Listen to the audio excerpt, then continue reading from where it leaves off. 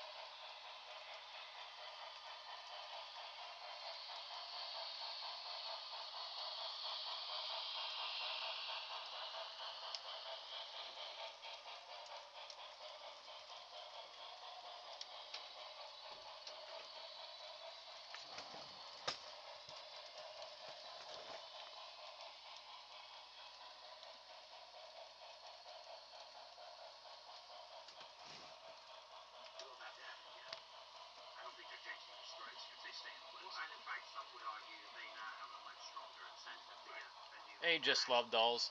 Yeah, it's a really slow, it's a slow evening. I think it probably because there's just a lot going on, YouTube this evening and other live streaming stuff because of everyone there going to the moon, or should I say, going around the moon.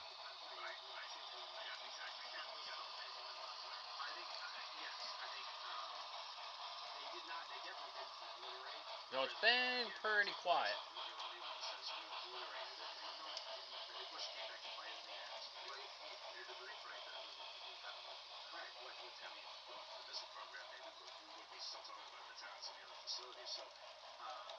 But I do think that they could, but it, never say never, right? You never get to a zero risk in any of this, right? So there's always that slight chance that, I mean, nobody really has solid intel on where the enriched uranium may be buried well underground at this point. Maybe some of us move. Maybe the North Koreans decide, after looking at this, they think, hey, we made the right move. We raced to get that nuke weapon. Now look at us, we're safe. Like you said, the Iranians, the regime will take that lesson. Maybe the North Koreans step in and help. Right? The Russians have been helping them with technology transfer for the past 4 years. It wasn't pro-bono, it was part of the Iranian government to help them develop technology. So, yeah, there is that fact that if the regime stays in place, it's more hard line probably. The IRGC has more say in things likely. I didn't even I look don't to think they're see going to change their how strategy. many people we got in here now. There was talk the other day about, well, How do I this get that conversation going? supposedly is taking place off the radar with somebody in the Iranian regime. They floated the idea that we'll give up our nuclear ambitions. And you're like, no, that's Oh, why. okay. Why would they do that? Yeah, We got because so four people in here now. again, I think they read American politics pretty well, and they probably saying, look, maybe the White House just wants something to grasp onto and claim victory and say, look what we did. Try to get back to normal. I just like rewound my own stream. Is a private air device designed to help people quit vaping and smoking by breaking the hand-to-mouth pattern. Simple, natural, and honestly, kind of genius. No nicotine, no batteries, no vapor, just weighted, twisted, user-friendly tool that gives your hand something better to reach for when cravings show up. I used to be the person standing outside in the cold, telling myself I'd quit next week. You know exactly what I mean. You want to stop, you intend to stop, but you've got nothing to replace the habit with. If that sounds familiar, pay attention. The thing that changed things for me was having something to reach for in those moments. I've noticed that when the urge shows Yep, up, you are correct. interrupts the loop instead of letting it spiral. That's the difference. You're not just trying to stop a habit, you're redirecting it. The flavors are intentionally lighter than vaping. Think flavored water compared to soda. Crisp mint is the strongest option and suits heavier users. Raspberry is tangy and slightly. This is actually kind of late for me to be on too. Normally, well, it's 11 p.m. my time, and I usually live stream a lot earlier. Like normally my stream is ended like an hour and a half ago. But my daughter has a extra long weekend, so able to stay up a tad later tonight because don't have to get up wee early in the morning. This is what a lot of people are thinking. What is the likelihood, if Iran gets nuked, that they actually use it? That they actually fire one into Tel Aviv? Is that hyperbole, or is that within the realms of possibility? That, and I usually get super tired around midnight. Which I wish I can stay up later because that's when I'm on the east coast of Canada, Nova Scotia, and like when it hits midnight my time, that's when the west coast is, all settling in and everything.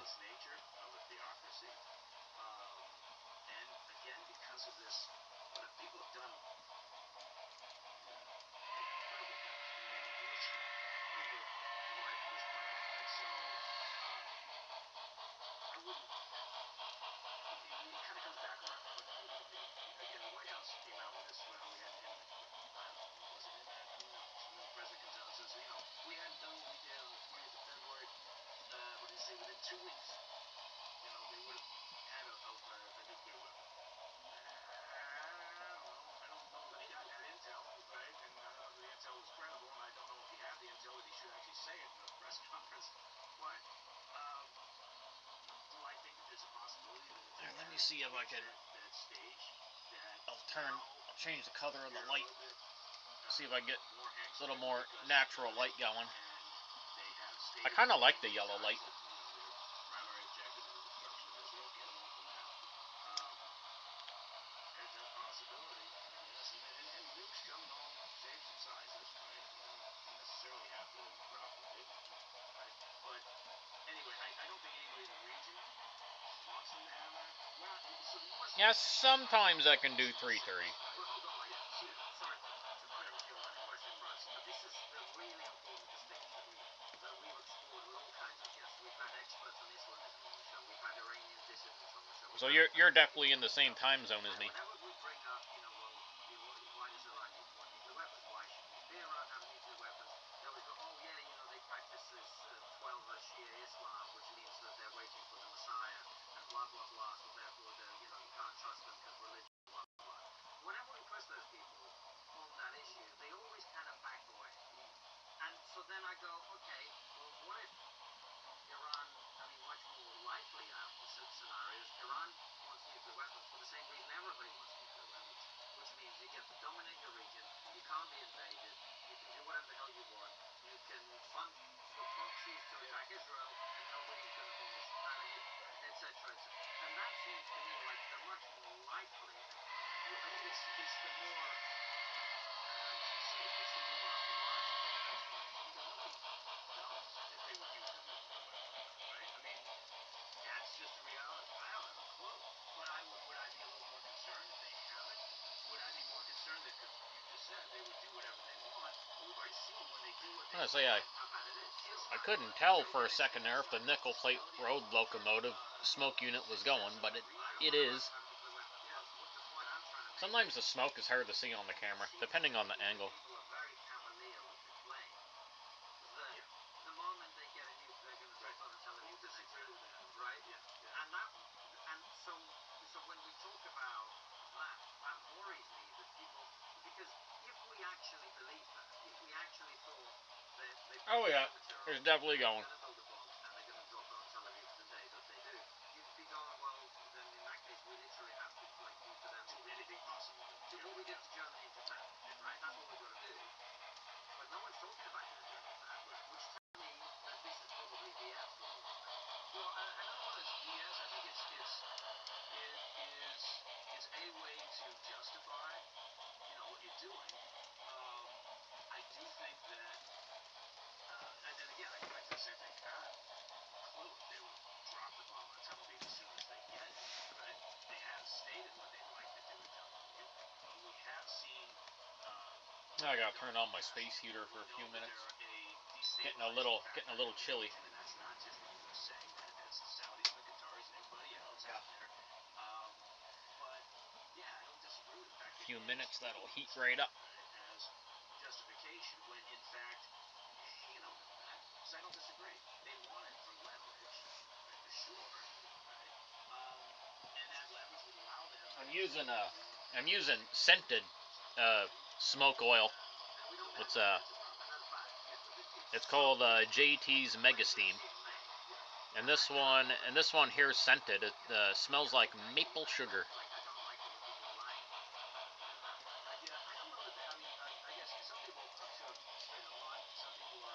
So the room smells pretty good. Not too bad. And I got another scented one too. And I also have cinnamon roll. This one's nice too. Without 100% certainty, you're not going to get 100% certainty on this world. No, it's. But moving on now, one of the issues that we haven't addressed is terrorism and global terrorism. And there's a very real threat now that Iran is going to launch the global wave of terror against the UK, the US. How big of a concern is that, and what do you think the likely impact of that will be? Yeah, I think just from an operational perspective, I think my bigger concern is all the individuals out there, number one, individuals that drive a gas limit, who get triggered by this and decide not, they don't get a phone call from, each travel company or somebody saying, yeah, I want you to go do this now. You're a sleeper cell, so now wake up. It's more the people who think this is my justification for going out and doing something. And those, in part, sometimes because of the disjointed nature or something like that, or the inability to see it coming or pick up communications intercepts on something like that, they're very difficult, right, to identify and to mitigate that risk. So that's the part. The state-sponsored issue, well, sure. If I was the Ryan regime over the past handful of years, would I want support assets in the UK? Would I want support assets in the US? Absolutely, right? And what would I want them doing? Well, I'd want them, doing a recce on an interesting site that maybe we would consider to be a soft target. So yeah, the counterterrorism people in the US are stretched thin, right? They're working their asses off all the time, but you could argue they've been doing that. A peppermint smoke glue? Oh man, that'd smell really good. I don't know if I don't know if Mega Smoke has that scent or not. I wouldn't be surprised. They got quite a few scents that you can get. So in a sense, there's nothing new there. It's just, okay, fine, you got a heightened prevalence because of this. But like I said, I think the bigger issue is those people out there that, for whatever reason, right, they're true. Do you still run any of your trains every once in a while? Sorry to hear about your partner. But that must be a genuine worry for America, because since we've been here, which is a comparatively short period of time, we've seen, I think, already 3 Islamist terrorist attacks in the US. You must be worried. Yeah, well, yeah, you're worried, but at the same time, you can't sit on the couch, right? So you gotta get out and get busy. And what I do know, These 2 locomotives I have going here, they're by a brand name called Broadway Limited. BLI for short. The steam locomotive is the Blue Goose. It's the only brass locomotive that I have. I'm probably the only one that I ever will have, because they're bloody expensive. It was like once in a very blue moon thing I did, and the only time like I say, the only brass I'll ever have.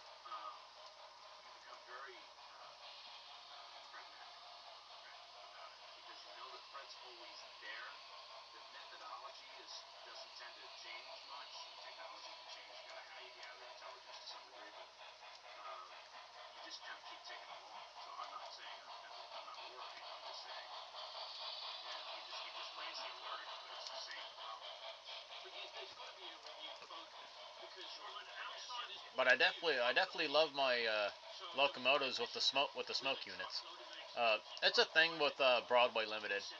They do the smoke units and some of their diesels, not all of them. But their steam locomotives are nice. Like, they're probably, a lot of people in the hobby would probably say, like, when it comes to steam locomotives and HO scale, BLI probably makes the best. Well, like I say, that's just like, my opinion on it. Like, it's the only BLI steam locomotive I have, and it is the nicest out of all my steam locomotives. But I don't know. That's what a lot of people say in the hobby. If you want like the highest quality steam locomotive, to go Broadway Limited.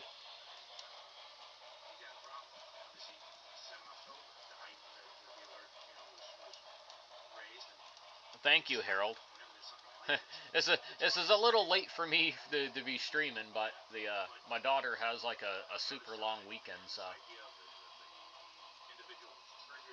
I'm able to stay up a tad bit late, but not too much.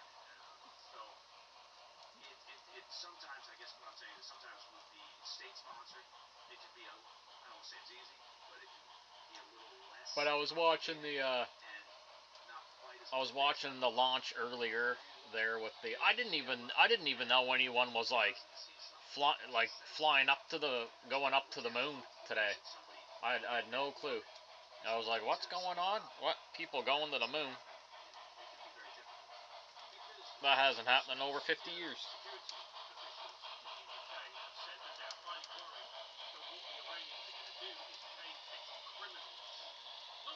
But now I'm just relaxing, watching a channel I like to watch called Trigonometry. I like to watch the interviews they do with people. And they're running some trains. I was playing some games earlier. I got bored of that. Hello, Luna. How's it going?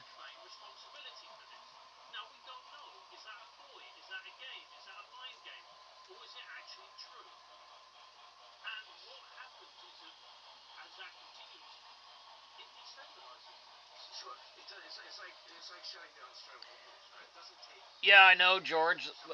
Lily has she has an extra long weekend, so I was just been sitting here. I was watching watching the launch of the rocket, and now I'm just watching a channel I like to watch called Trigonometry. And I was like, well, I mean, I had the trains going, but I wasn't live streaming. I was like, oh, I'll put the live stream on. I was playing my game for a little bit, and I was using the little gamepad here to play it on. But yeah, this is normally when I stream, I'm done well,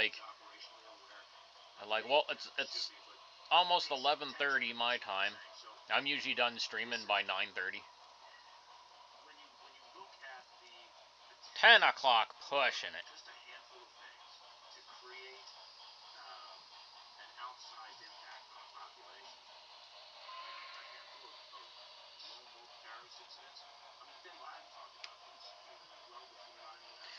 Dave Scott has been going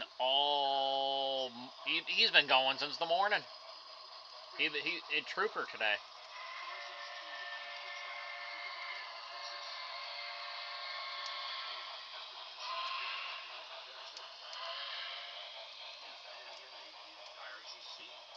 Oh, it looks like his cameras went black again.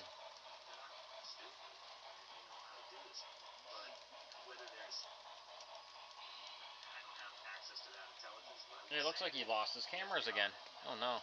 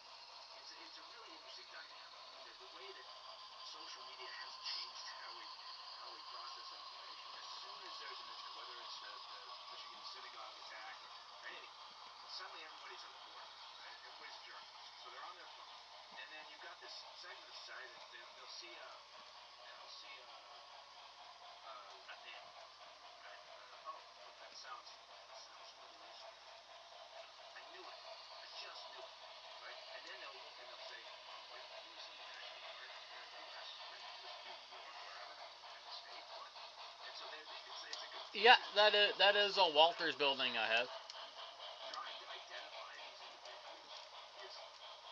On the sun deck layout, I have to I gotta find some good deals on some structures. I do have some other structures, but On the bigger layout, I do want to get a like a locomotive facility, kind of sort of like that one there, but maybe a little different.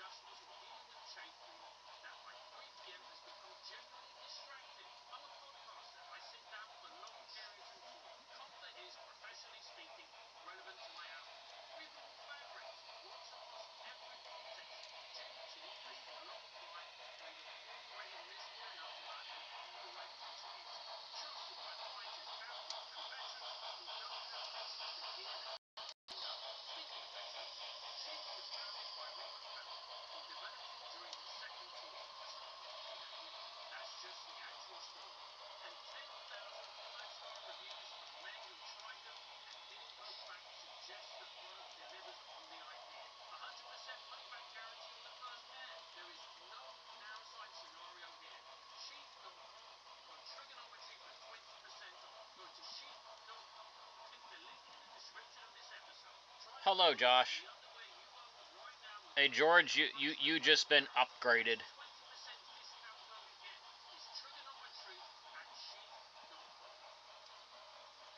Mike, one of the other things I want to ask you about is it seems inevitable to me that this will change very much the dynamic of the relationship between European countries, including our country, the UK, and America.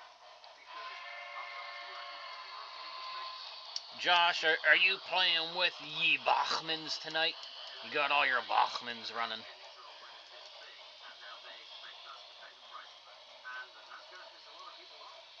Yeah, well, it already has. Yeah, I gotta look and see what other kind of shops they have. I know there's a few different ones. Was making those comments about Keir Starmer. He's now Winston Churchill, and we don't need anybody to come into the fight after we've already won. And as a dual citizen, You are now blue. You're the blue man. I didn't like that because I don't like. We shouldn't be talking about That means you are now a moderator. You can drop the ban hammer. I gave you power.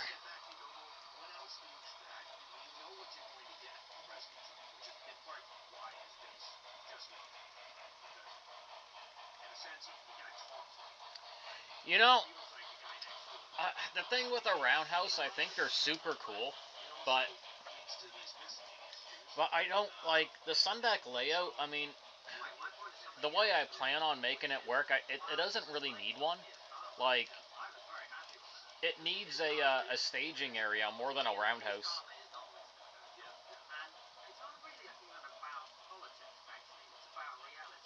But yeah, roundhouses are cool. I love them. I mean, it could be done, but I don't know. I'd really have to.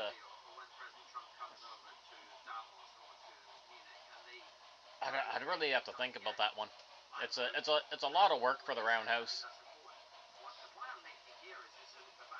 And then well, more work installing it because I would have to do the circle for it, right? And then I would have to get one of those foam heat guns, so I could cut the foam out, and that's got to be a circle. So yeah, it would definitely be it would be an undertaking, that's for sure.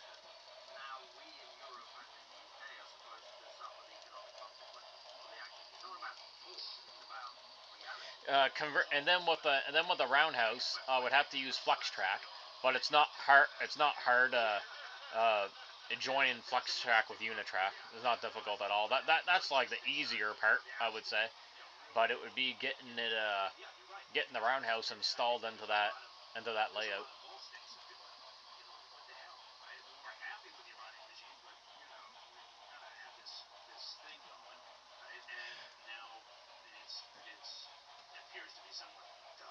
I'm not surprised, George. You got all kinds of skill. You know, an abandoned roundhouse would look pretty cool, actually.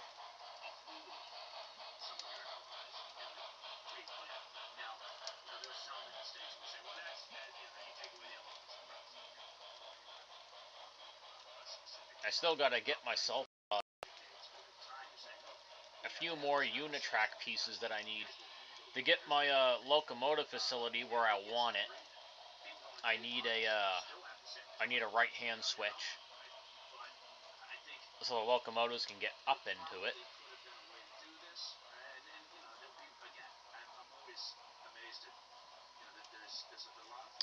I mean, George, if a roundhouse was going to go anywhere, it would be in the staging area, or what I want to be a staging area, which is where you remember where my boombox sits on that layout, way back in the corner. That's actually the table piece for like a staging area. But I mean, technically, a roundhouse could go there.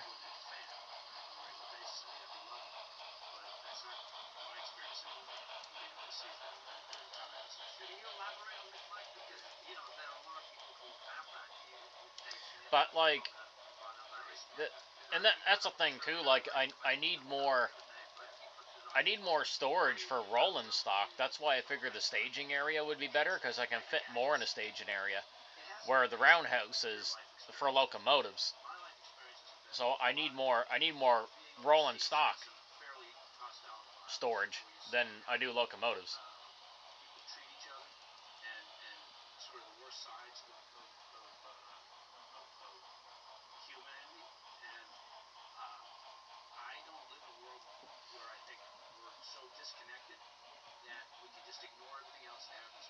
Oh, the goose's lights went out. I got an easier way to deal with its light going out. I just lift one end of it off the track for a second and put it back on, and it's good to go.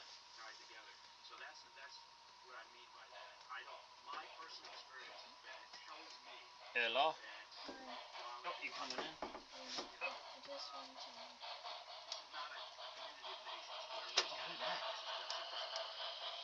Wow, there's a recognized cougar. Oh my god, it almost looked like he's got so much brown in his fur in that photo. It looked like two cats for a minute. I was gonna say, whose cats are those? But I love that picture of him. You can see the rust in his fur. That's what some people call it, rust. Yes, rust? What do you mean by that? It's a color of rust that a black cat will get as they get older. So it's like a little rusty color. He's such a handsome cat. Oh, I bet he is sleeping. I feel so. Oh, I bet. Cats are like the best thing to snuggle up to. Especially one like Cobra. It's like a pillow. He is. He's a fluffy pillow. He's all kinds of fluffy. We got Alex and Boomer waiting for us. I told Lauren we'd probably go down on Friday because Thursday'd be too soon. Nanny'd be lonely. Too many days to leave Nanny on her own.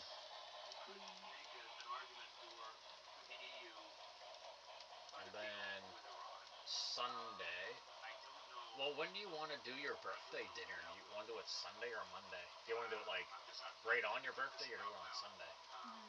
Or right on your birthday? Yeah, and then we'll do your cake. On my birthday? On your birthday? Yeah, we'll do the cake.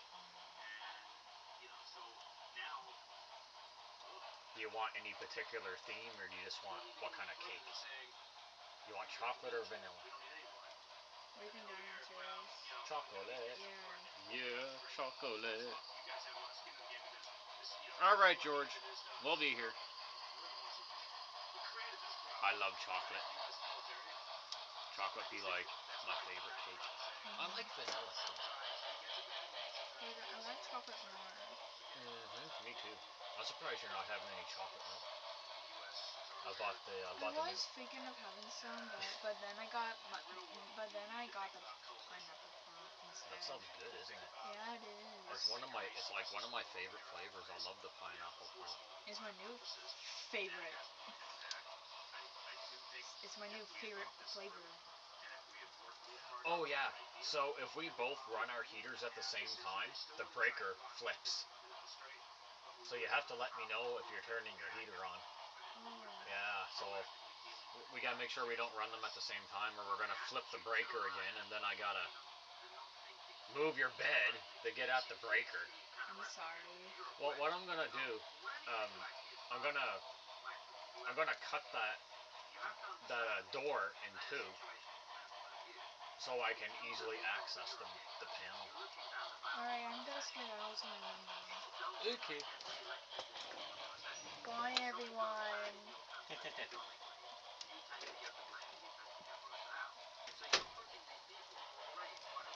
I heard my phone bing. Then you're trying to pin the blame on them for something you did. You put all that together. I mean, you could be talking about a permanent fracturing of the line. Yeah, I don't think it's going to go that far. Oh, yeah, I heard it ding there, George. I did. Relatively soon. I'll go check that out. Photo. Ooh. Damn, that is nice. Oh, that's from Alibaba.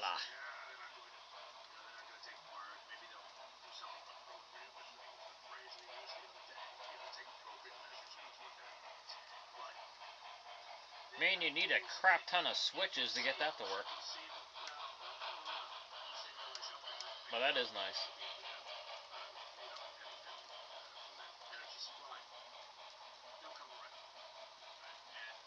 I do like it.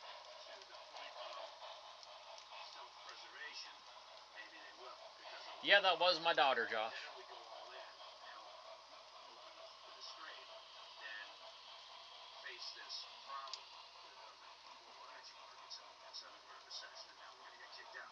So they may do a calculation that says, all right, we don't like it, and yes, we feel insulted, but maybe out of self-preservation, so that we don't completely get our ass handed to us in the next election, we'll go all in and help with the effort.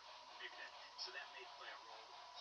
Again, coming back around to the idea that politics influences everything. Speaking of politics, one of the things we've seen in this country, in the United States, is there's been like incredible level of support for the war from Trump's day. Yes. Is that going to last? No, sir, called the Spartans after he donates money. He doesn't like being called Spartans. That's the last time we called him Spartans. Thank you, Sparky. Much appreciated. We are here, George. We are here. Maybe take a knife and cut half of that out and say, if this thing is protracted conflict, you're going to lose half the things. Because they're not all in. And I just I suppose I could go and dig out my little cornrow switcher and my cornrow caboose, stick them round the really losing the this town. stage of the game. Since the local seems to be misbehaving. Oh, here he comes. Because what does that do? It gives the Iranians leverage, right? And suddenly they read the tea leaves and they say, okay, and here's our list of concessions. I think it's already happened. Whomever We have the unheard politics are, it's not that are put. Surely I've got box with switchers in it, right? That would make sense. Who's got the ability, right, to cut a deal at this stage of the game? Right? Again, Sean Connery really hasn't been seen ever since he was in this succession. There's no evidence that he's coaxed it. So, who is it? I would argue it's not the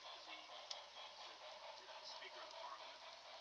I would agree that today, he's not a reformist. Right? So who are you trying to cut a deal with? The IRGC, right? They've got a new commander of the IRGC that whacked the last two. And of course, there's not a lot of people out there that you can argue One Bachman trolley. that the various elements now of the Iranian leadership Found the caboose easy enough. would agree to. And maybe now they're at odds with each other. Right? Over, do you have discussions? No, we don't have discussions. You cut a deal, you find some concessions, whatever those concessions. Alibaba sell all kinds of stuff. So this is going to be very complicated. But I do think the White House is very keen to what you described. That support, even from the base, is not going to last. People start to think this thing's dragging on to the end of Sunday. But, pleasure as always, having you on the show. Fun. Really, do you mean that? Yeah. I think it's almost time to add some smoke again. I can't see much smoke. It's got south on it. I think it's Ukraine because for the past several weeks, it's almost up hill, right? In the U.S., it's particularly noticeable. We do seem to have ADHD. So we can't focus on more than one thing. So you're hard pressed to know, that there's something happening in that conflict, and the ground's thawing. We're moving into the spring fighting season, and it looks like so far over the recent week, few days, that you're getting a start of what looks like spring, maybe early summer offensive. For a minute there, oh my eye's itchy. No. With the potential to really create man. problems for NATO, for EU, who's showing no signs of backing off his demands. Oh, thank you so much, Harold. You have yourself a good evening. Because of the way information flows and how we're all like raccoons chasing the next shiny tinfoil ball, we've taken a run. And it's like it's not even happening. So I think that's one thing people need to kind of touch back in and say, oh, that's good. Michael, why is it still going on? Because the president promised, repeatedly to provide one thing originally. So, George, I want one of those Blue Devil CN locomotives so bad. I'm thinking of selling one or two of my locomotives to get one. I just gotta think which ones I use the least. But I think that the broader problem there is, I mean, I don't want to give up any more locomotives, but he still believes it is what it is. He's still smoking. It's just hard to see. I want that to burn off a little more first. But when you look at it, you think it's been all these years, and he's in a World War I scenario. Otter Valley still has quite a few of them left. It's remarkable. It's remarkable. Last I checked, they had 17 of them left. We're seeing that played out now, obviously. They are, I think after tax and shipping, they're 360 maple syrups. Mike, thanks for coming on. Head on over to triggerpod.co.uk where Mike is going to answer your questions. So if I could sell at least one of my Athearn Genesis, I could come up with the difference. It wouldn't be too bad. I would not be surprised if you have a Blue Devil.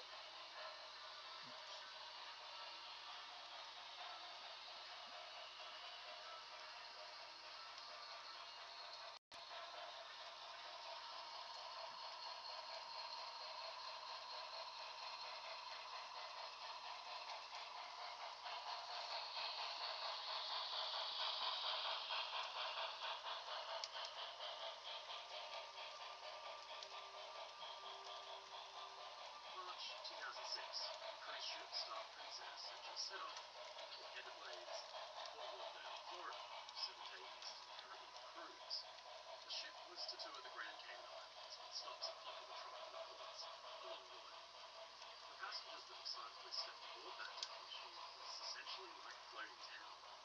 Gross tonnage over 108,000 tons and an overall length in excess of 984 feet, 289 meters. Princess was among the first new generation of super ship. It was very easy to get lost in. Passengers. It's not. It would be. That's why it's Kevin started. Just blame Kevin for everything. Yeah, Atlas has done the run of that one for a little while. Okay. Just days later, Star Princess is a child. Its passenger has lost his mind. A deadly sequence of events led to this calamity. Investigations that came as a result of past scrutiny of the entire cruise industry. Star Princess's owners had followed the book. Regulations and safety standards weren't up to scratch. The loophole would prove deadly. Ladies and gentlemen, your friend Mike Brady. I don't remember if I sent you a link to it or not there, George. Let me I got one in my cart. There. 2:50 a.m. Thursday, 23rd of March, 2006. Go to. Oh no, no! I want to go into my cart. Oh yeah, there it is. It's so nice.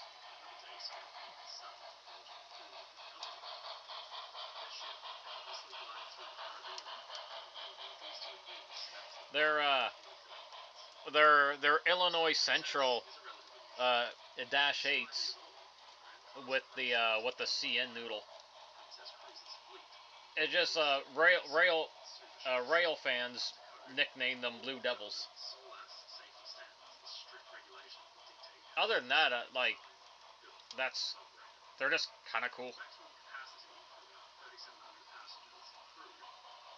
They're blue like con hell yeah. There, I'm sending you a link to it there, George. I can't remember. I know I sent David a link to them.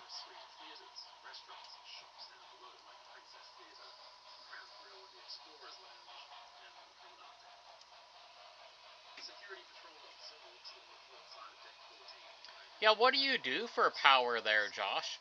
Cause you got like cause you got a lot you got a lot of stuff going on like are you running a lot of feeds? Are you using multiple controllers or?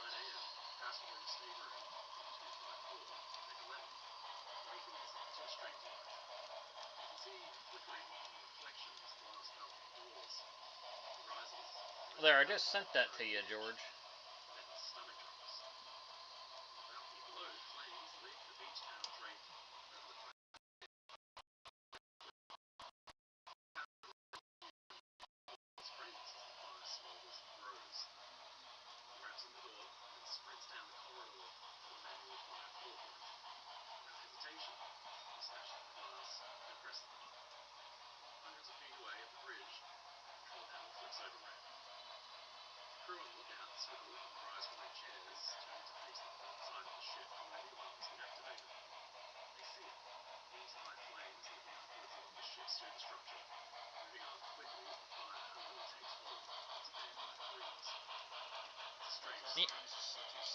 Yeah, I'm not 100% sure, George.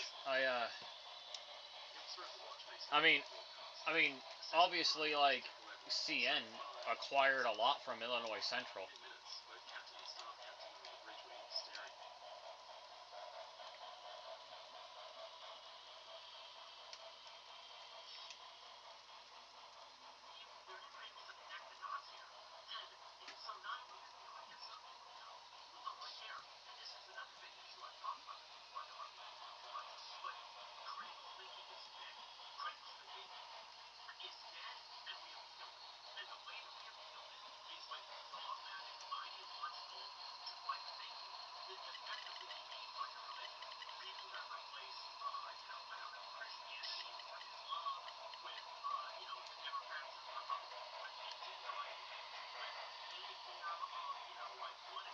Trying to see if nickel plate still has a little bit of smoke in them. A little bit. It's very light.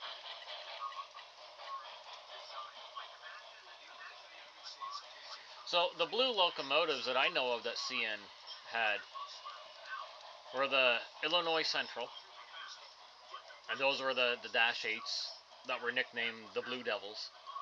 And then there are the EMD demonstrator units, the SD70 Aces, and they just put the CN noodle on them, right? So that was like the light and dark blue ones. I got one. I run it sometimes on the Sun Deck layout, so I got one of them. I got one of the demonstrator units with the CN noodle on it, which are really cool because they got two-tone blue, and then they got like a silver stripe going along them. So they're pretty cool looking. But Blue Devil, no, I don't have a Blue Devil.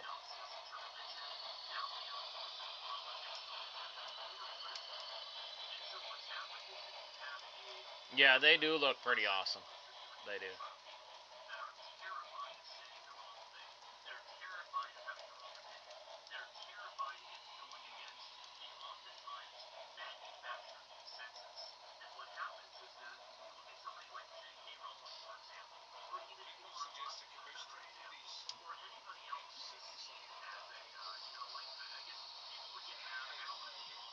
So if I could sell at least one of my locomotives for $250,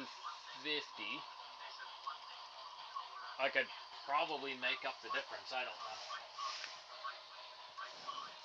I say 250 because it's got to be a quick sale.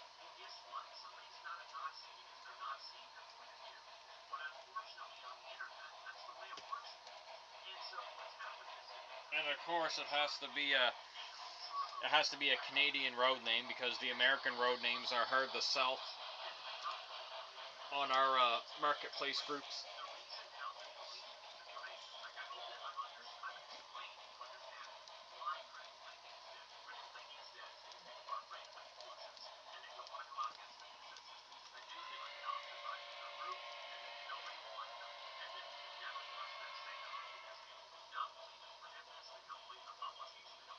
Alright, I'm gonna add some more oil here in a second.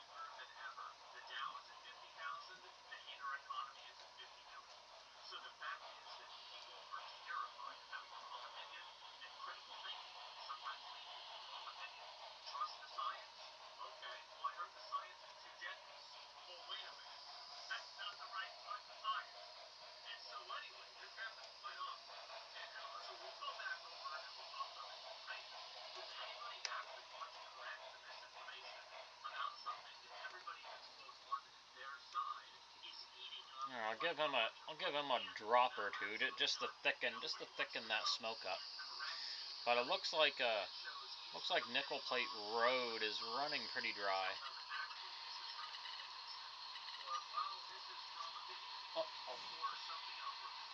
I'll check that photo in a second there, George.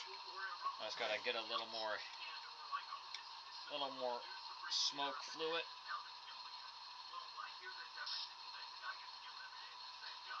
We'll do 2 drops there.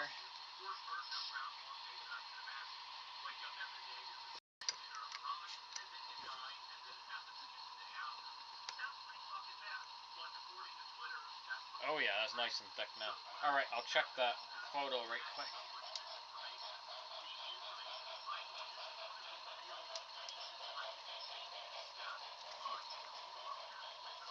Yeah, that's the one I have there, George, but it's an Athearn Genesis. I think the number I have is 8103.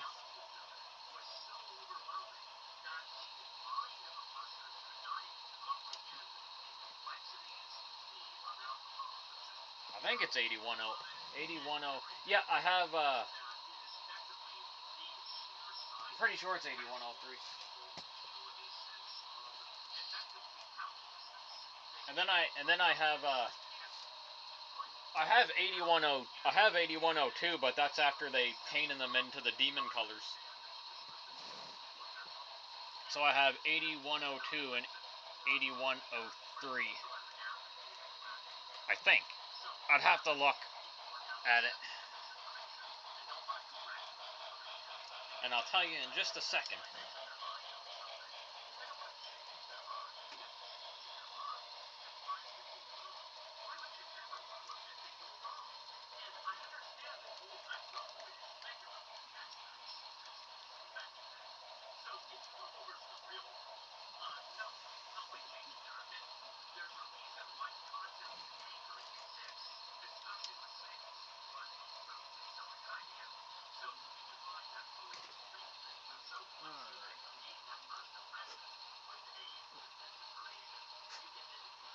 There we go.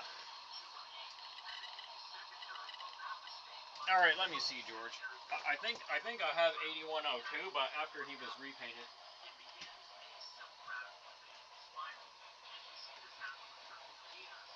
Where he at? Yeah, 8102.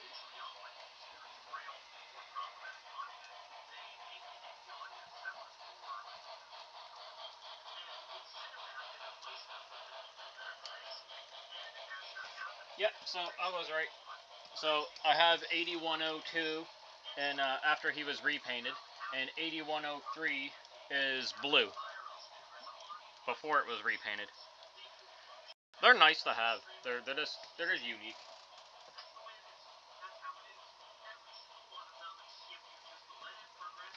Mr. Smith had one, and he got mad at it and lawn darted it. I was a little upset at him. I was like, but before you decide to do that, let me look at it before you get frustrated with it. Yeah, you gotta build your model train bucket back up.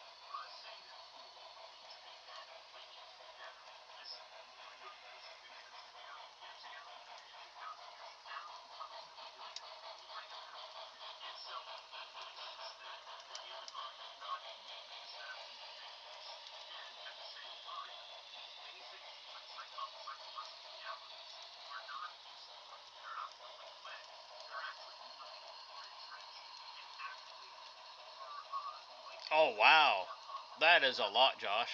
That's intense.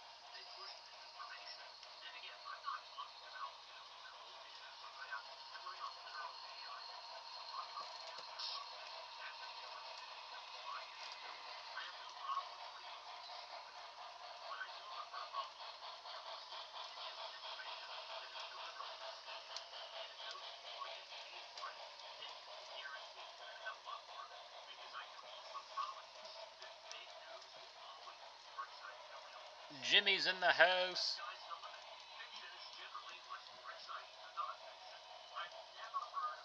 Well, the amount of track Mr. Cannon has going is pretty intense. It's pretty awesome.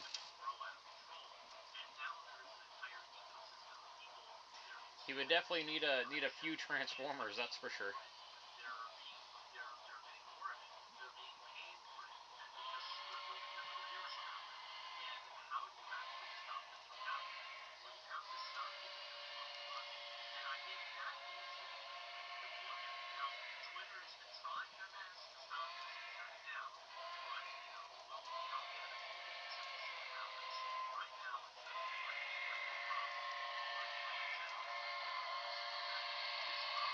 Man, I love the blue goose whistles. Get a combo going there.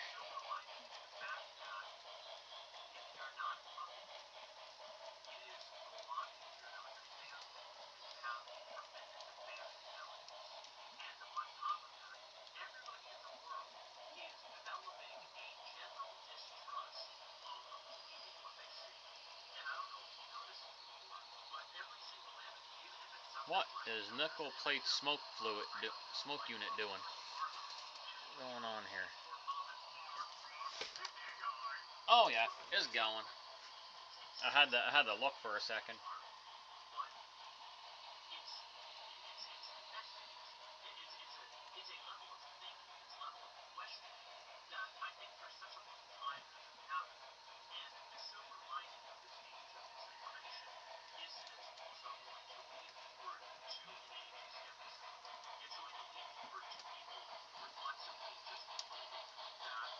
I just got like my Well, even the sun deck layout, I just got the one transformer, right? The old DCS 50, and just running feeders. I mean, I'll need another transformer if I want to power my switches. Maybe sometime down the road.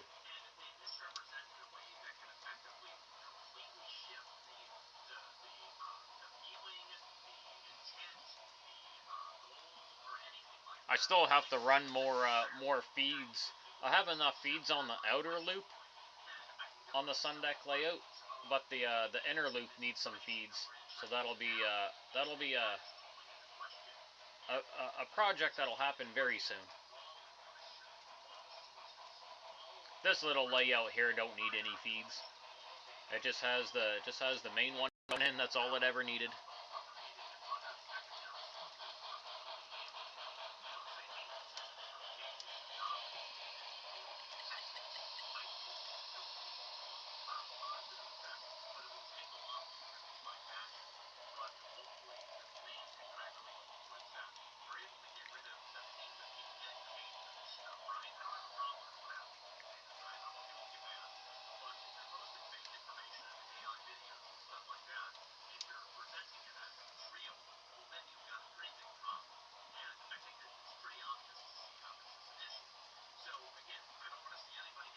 Alright, throttled up nickel plate road just a little bit.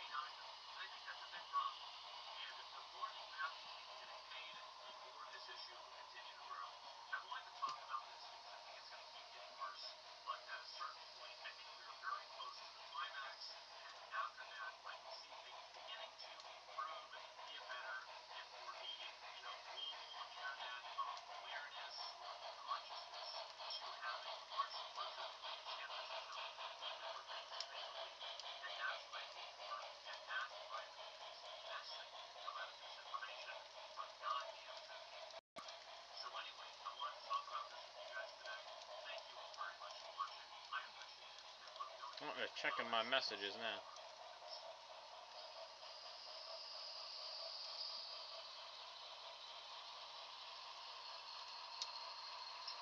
Thank you very much. My fellow Americans, good evening. Let me begin by congratulating I already seen that. and our brave astronauts on the successful launch of Artemis 2. It was quite something. Oh, my controller shut off. It will be traveling further than any man. Seen that. Oh, no.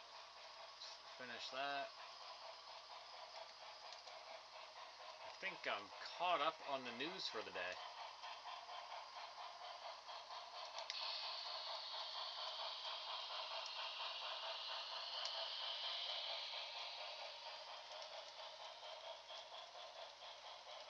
Ready to ride the most powerful rocket.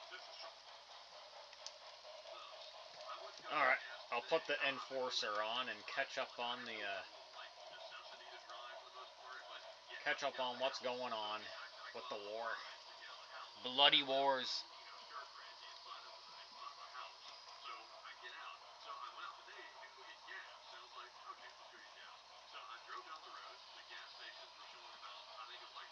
Alright, I'm gonna check that now, Josh.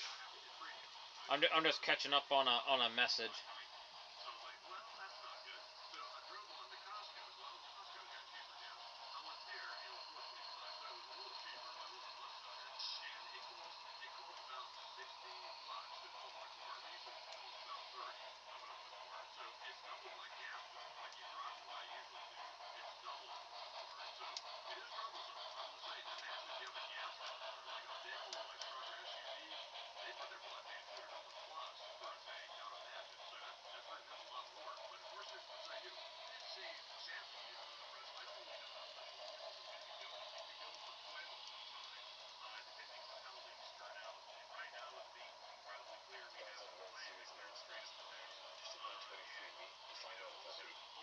Alright, I'm gonna check that now there, Josh. Alright. Oh my goodness.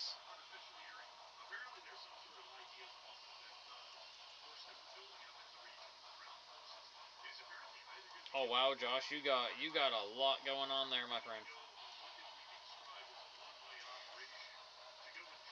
Oh, you got one of the big. You got one of. Oh, you got one of the big Lionel controllers and one of the big power command controllers with the VU meters. Nice.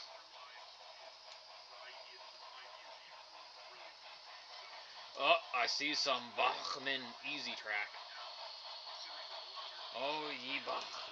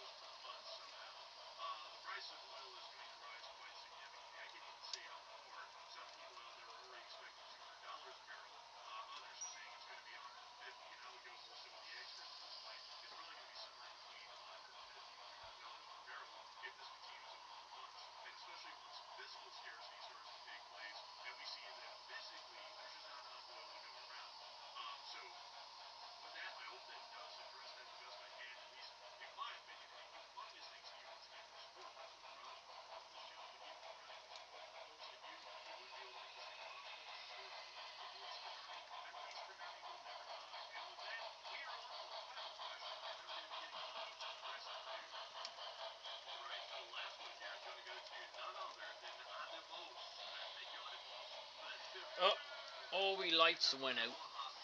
I'll fix him when he comes around.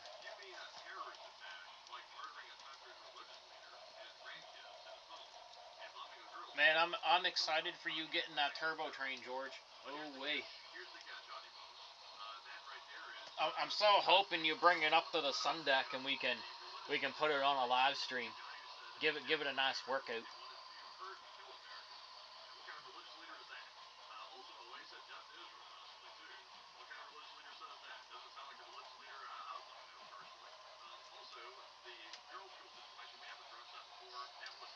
Alright, Mr. Goose.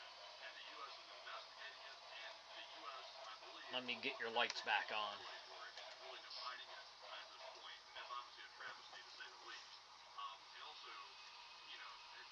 There we are.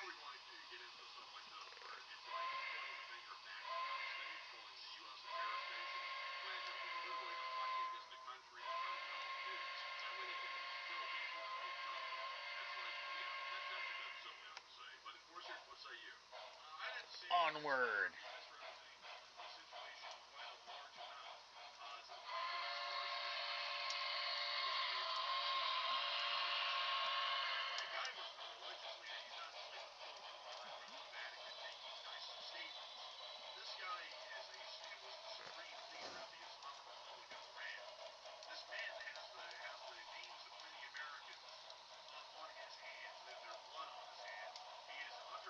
See all that?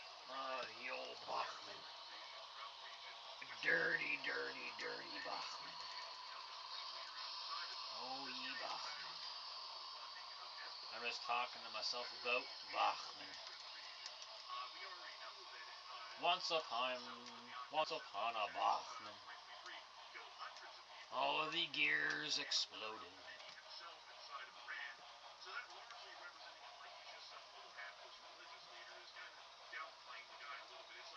Don't your lights go out?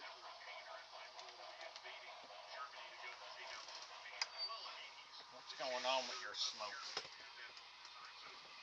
Oh, it's looking a little dry in there.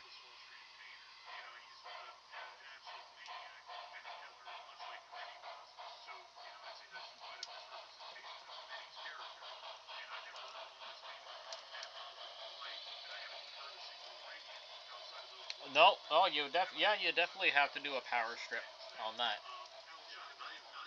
100%.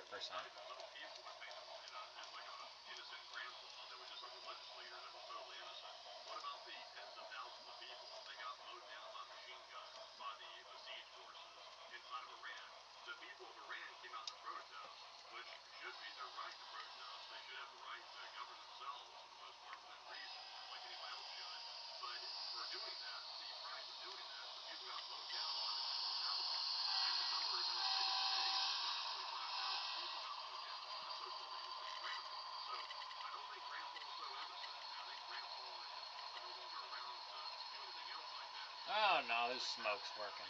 He good. I had to stop him for a second to see it.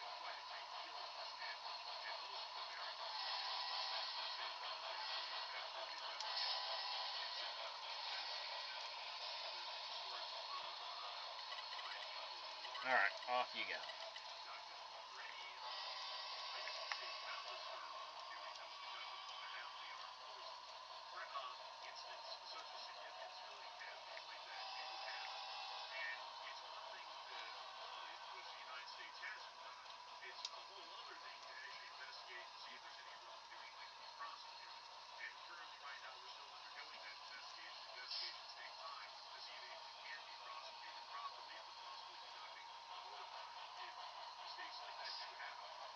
Speed the blue goose up just a tad.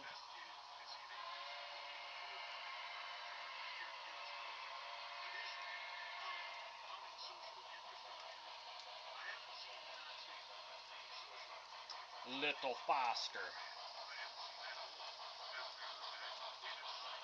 What's nickel plate doing? Let's speed you up a little bit. Just a tad. Put you up to 25.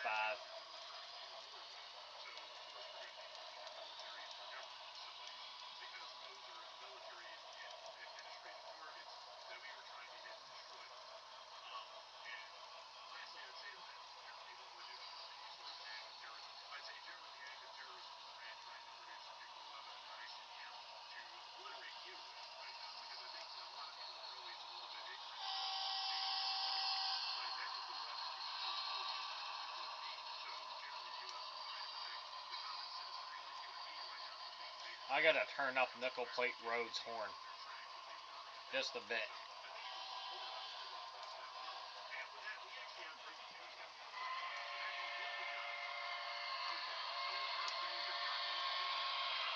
I think the volume of the Goose's horn is bang on, but Nickel Plate needs a little louder.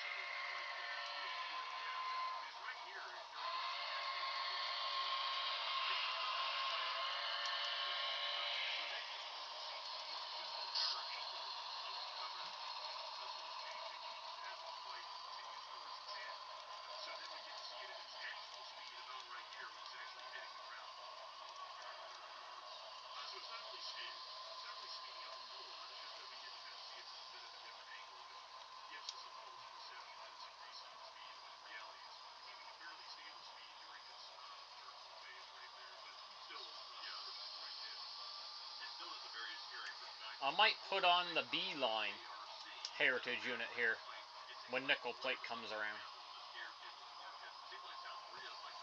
Because I might pop Nickel Plate on the, I might pop him on the program track.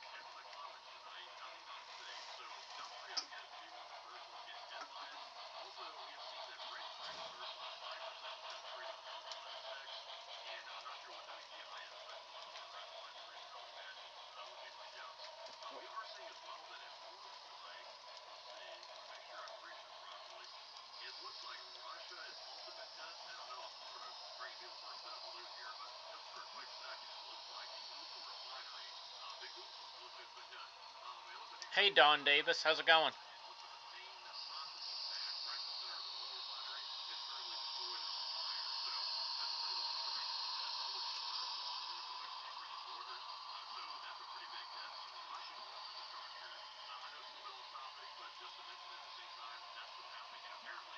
But I will say, I am enjoying having that Nickel Plate Road going.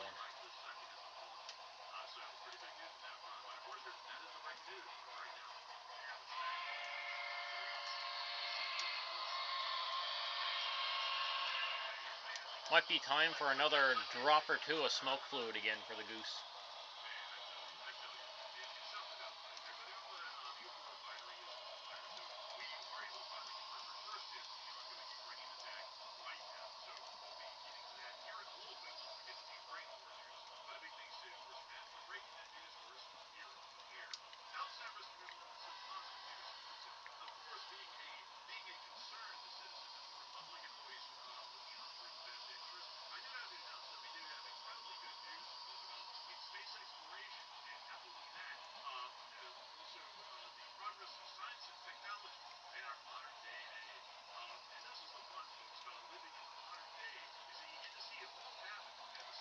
Alrighty, I'll put B-line on for a little bit because I'm gonna put nickel plate on the program track because I really want to crank up the horn volume on him.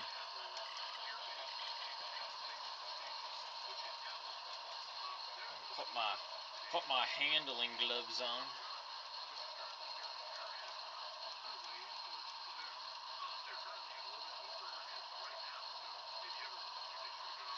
Alright, nickel plate. Let's put the other heritage unit on. Well, first I'll put him on the program track. I'll do that first.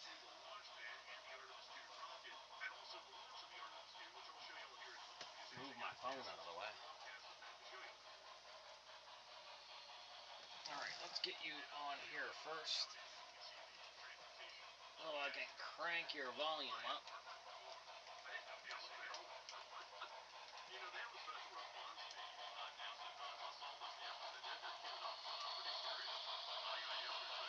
Alright, he's on. I'll go grab B-line.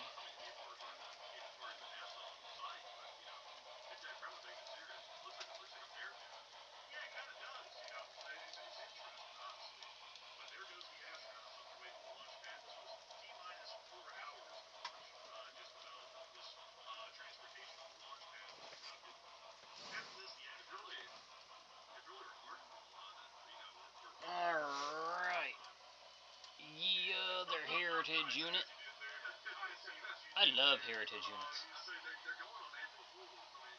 I think we all love heritage units. Oh, I got truck's not on. There, now we're good.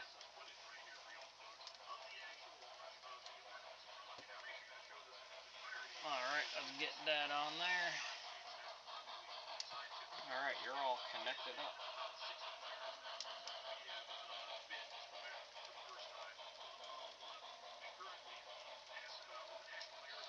It'll be really cool to consist those two heritage units. Alright, you are 1067.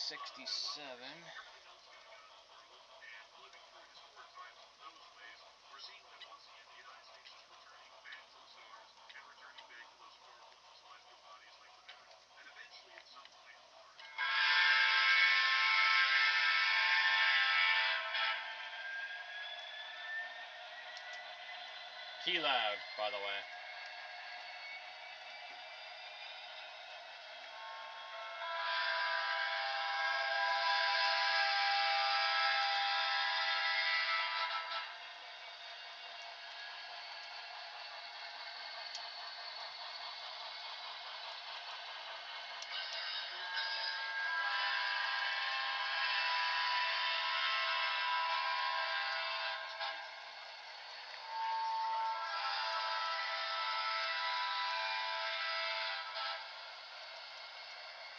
And I'll do the alternate horn here in a second.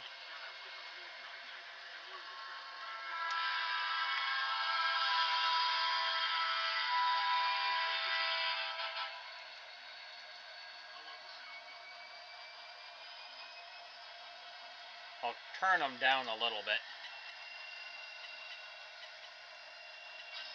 because he will outdo the Blue Goose in sound. There, that's good. His horn's still loud.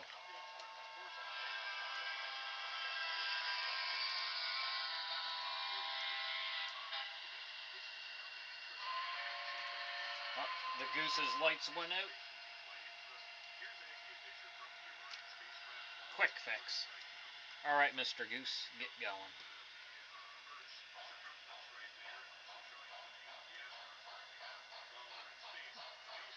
Oh yeah, Jim, we want to simulate that turbo explosion. Technically you could. I heard of some people in the hobby putting dye into the smoke unit, into the smoke fluid, which should be safe. There's aliens and breeding programs. So it turns out that we sent them out there to have a. Well, we'll give Beeline some more smoke fluid here in a second. They're going to visit the alien breeding program headquarters. They're going to check it out and tour the facility and see if it's up to spec. They're going to Jabba the Hutt's brothel. It's going to be absolutely. But anyways, outside that, that's what we're seeing right now from the Artemis program. Really impressive sort of thing to see how and to be able to see that it is a successful mission as will be maybe the last. Oh, the Goose's lights went out again. I'll have to see if that switch is getting a bit too dirty for him.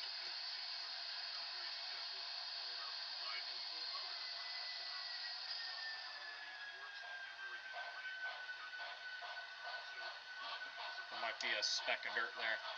Alright, let's see. The red in lines, he's very difficult to get smoke into. Because his stack is so small, right?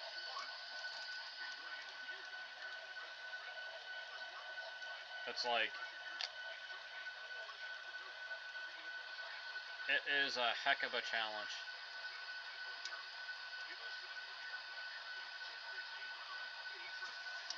So basically, I gotta drip it.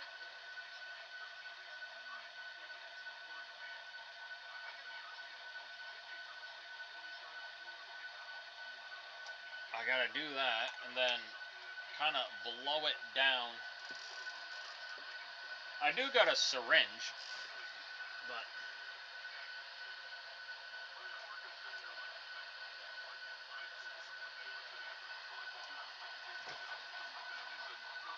we'll see what that does for a couple laps or so.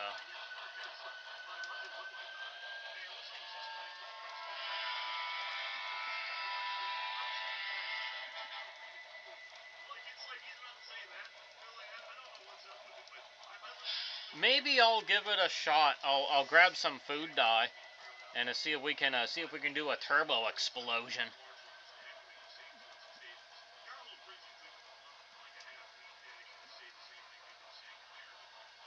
But yeah, the Beeline, he's hard to get. The vents are so tiny. Like, I got the little syringe, but the problem with the syringe, when I stick it down there, I don't know how much is getting in there. Like, I could accidentally overdo it.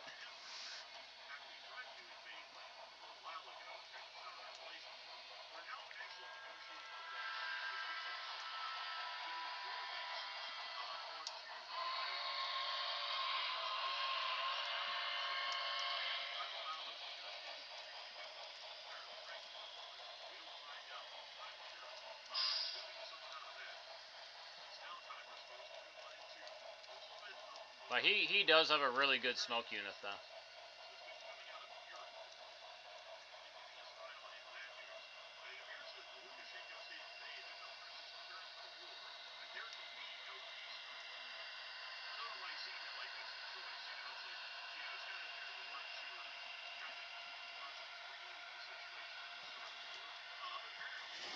Alright, now I gotta take a look at that switch. Well, I just wiped off the switch, but I mean, I know why the Blue Goose loses his lights there, because the Bachmann Easy Track switches,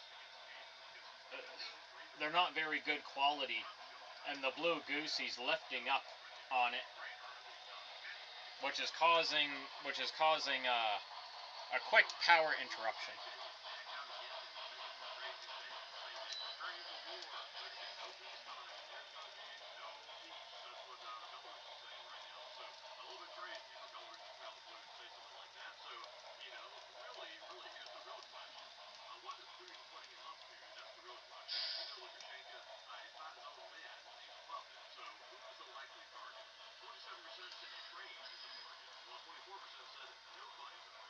Oh, and I almost forgot because we're running beeline. I gotta put the beeline caboose on. I'll wait till he rips around and we'll do a little caboose swap.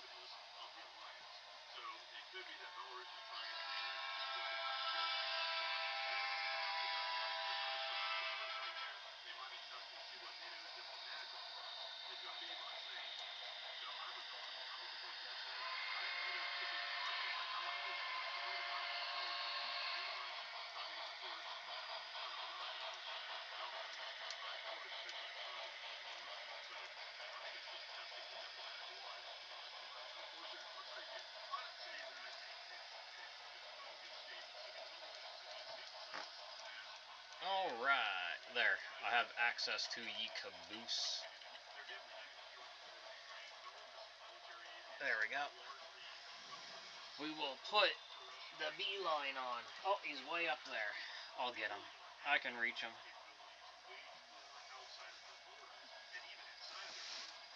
Just reach him.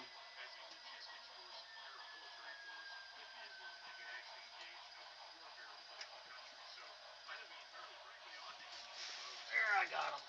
And I gotta bend down a little more than what I want to.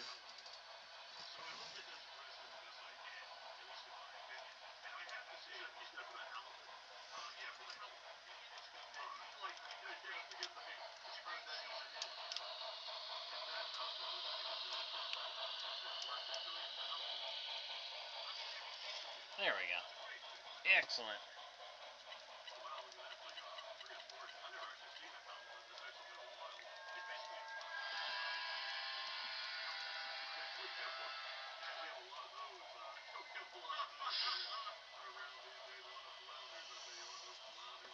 Yeah, I will, here, I'll do that right now.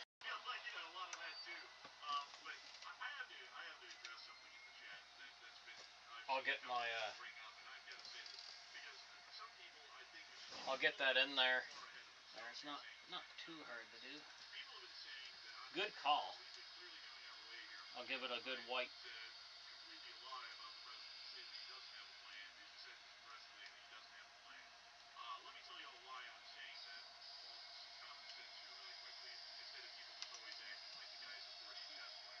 And then I'll get the other side.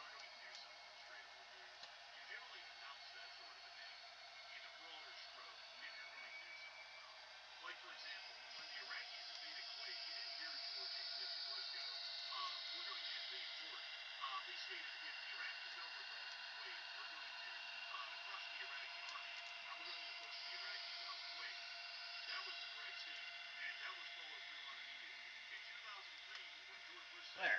Alright. That might help out a little bit. Alright, Mr. Goose. Let's get going.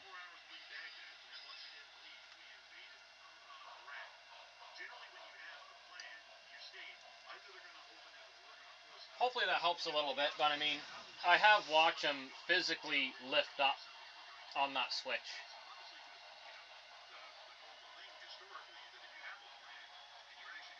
But a little bit of dirt came off on it.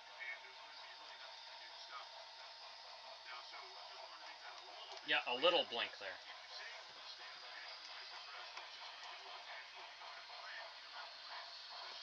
Alright, Mr. Goose. You need a little more juice.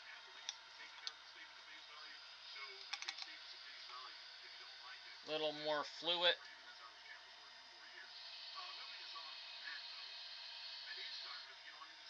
There we go. My hands are a little shaky tonight. Normally they're a lot smoother.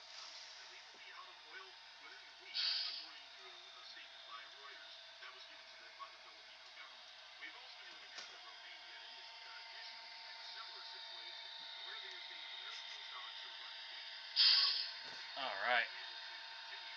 Get them puffing again.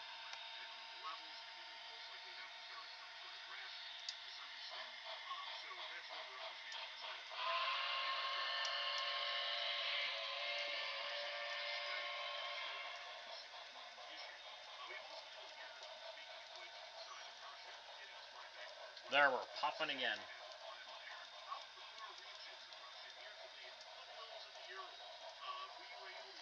give him 35. There we go.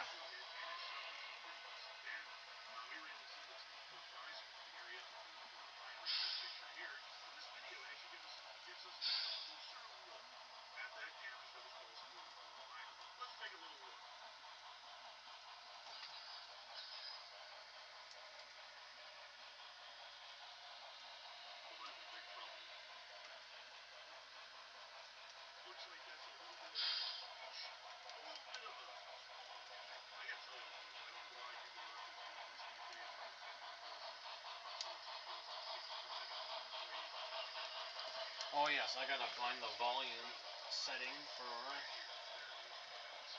for Nickel Plate Road. I meant to do that. Because I got them on the program track, I just gotta set it.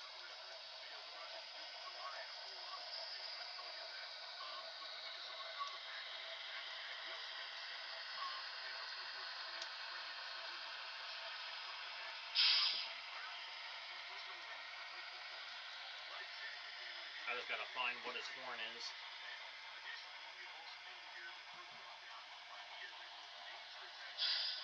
It is...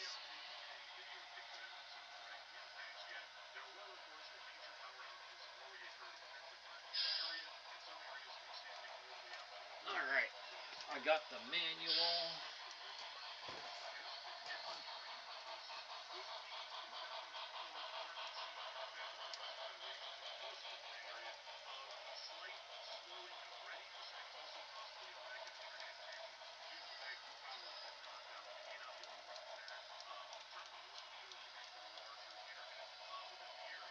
Horn volume is 135.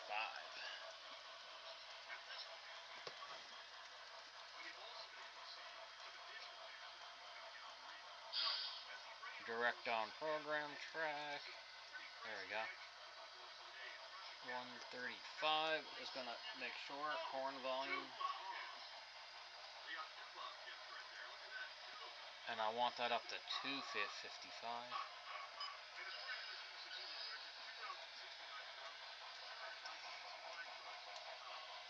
Oh yeah, I forgot.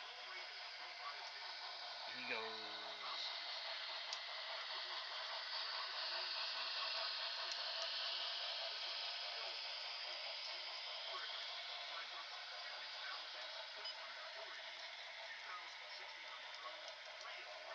Alright, 135 is good. Alright, and we're gonna go horn 2 volume is 138.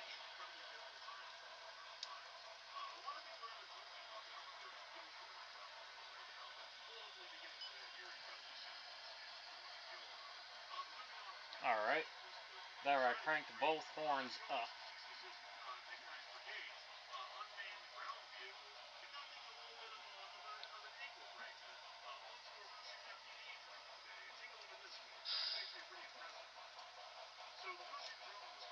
Okay, so nickel plate horn will be at maximum.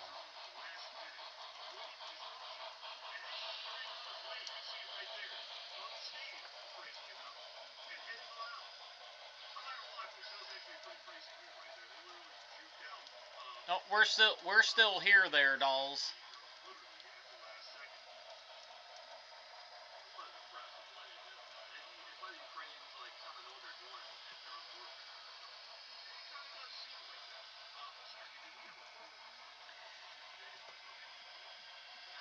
Oh really? Is it an older run? Like I know Rapido did a few runs of it. Like I was thinking it might be like an older run, which is nothing wrong with that. Why it would need like lubricated.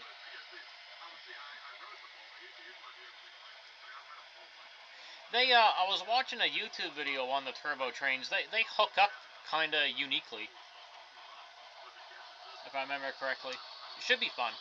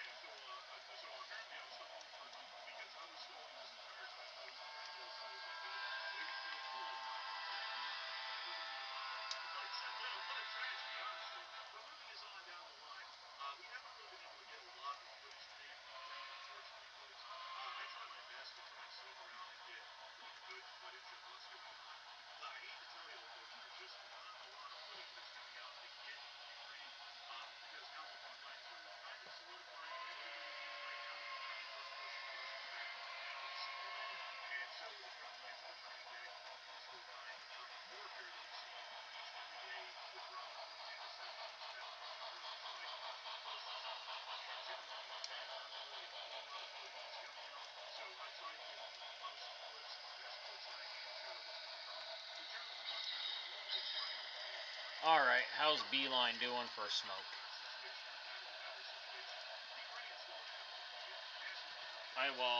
I'll put some of the old stuff in him. Oh no, he's smoking. I just couldn't see. It's hard to tell with the light, but his smoke, he's still got smoke in him. I don't want to add too much to him.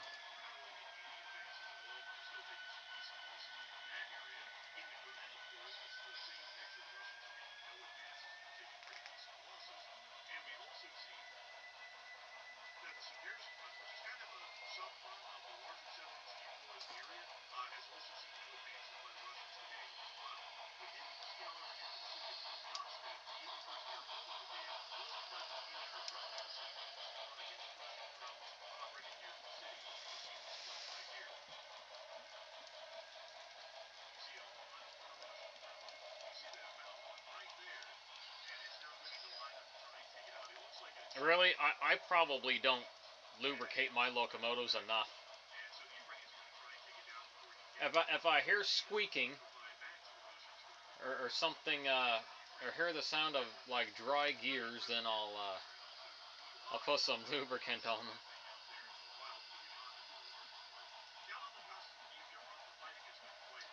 I think I end up lubricating the rolling stock more than anything, especially the passenger coaches.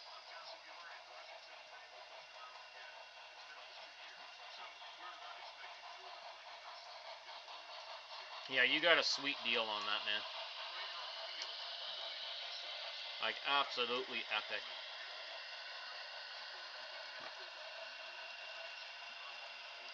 Deal of the decade, my friend.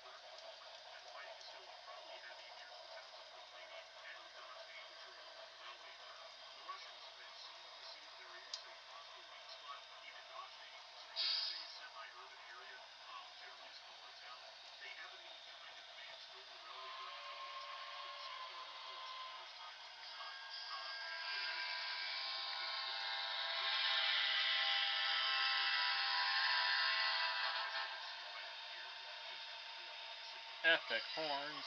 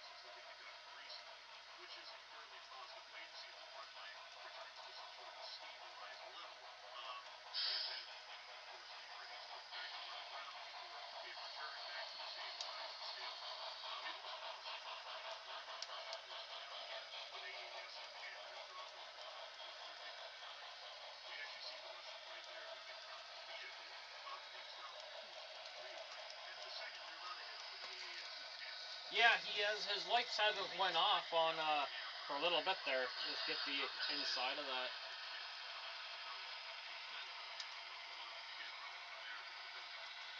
over at the single crossover at the back of the table, he never really has any issues there. It's just with this one.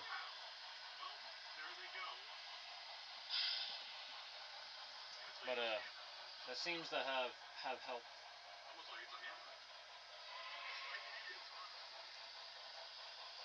I should probably go a step further and dip a Q-tip in some alcohol and get in between there a little better.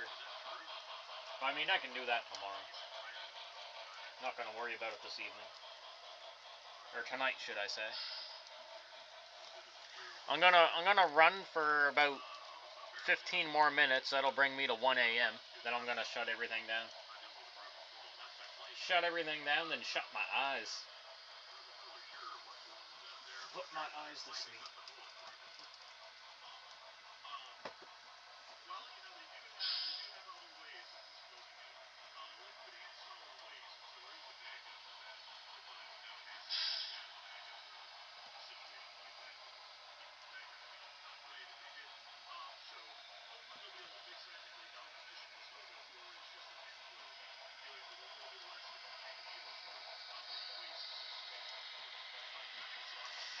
Yeah,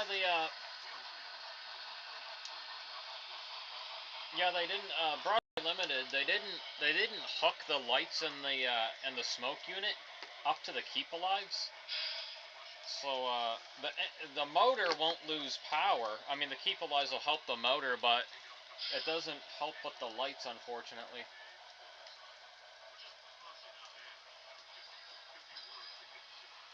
Why they did it that way, I don't really know, but they did.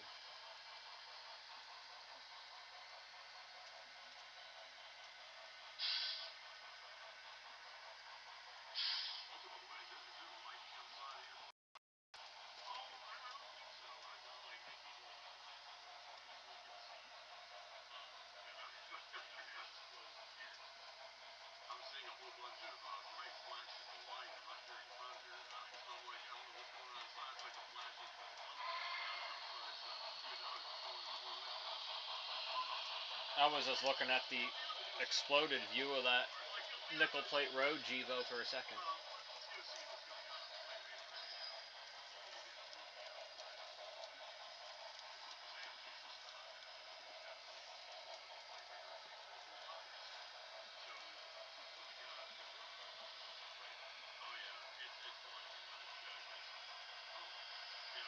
Have a good night there, Josh. I'll be shutting it down in 10 minutes myself. It getting late.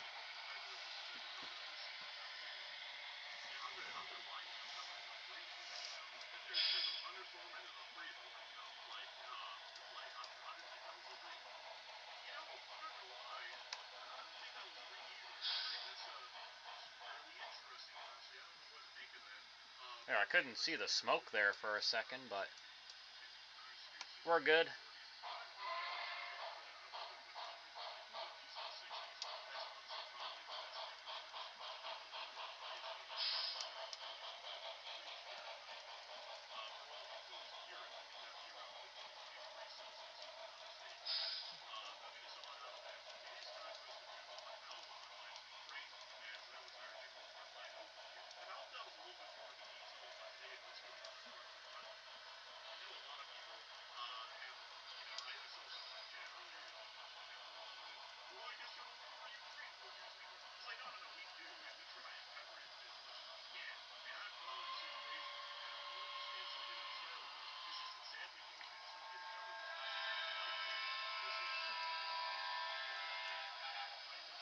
You're very welcome, Josh. I hope you get a good sleep.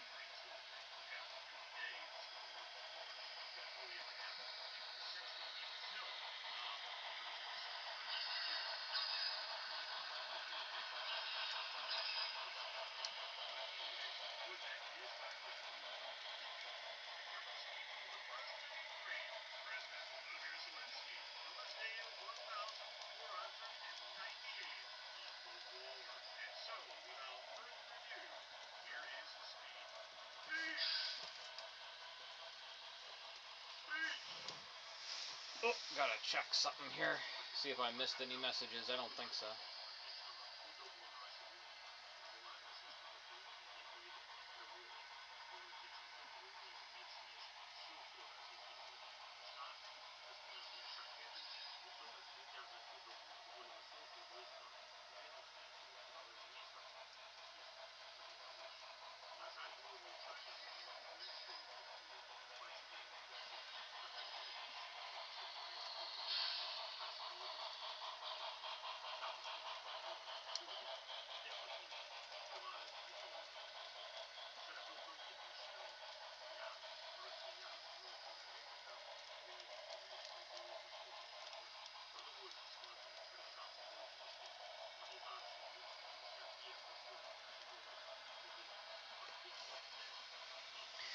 Let me see here. So we had 135 people check out the stream tonight. They just jump in and jump out. That's pretty normal. I do that too. But could you imagine if you got a subscriber for every one that like jumped into your channel? That'd be crazy. You get big real fast.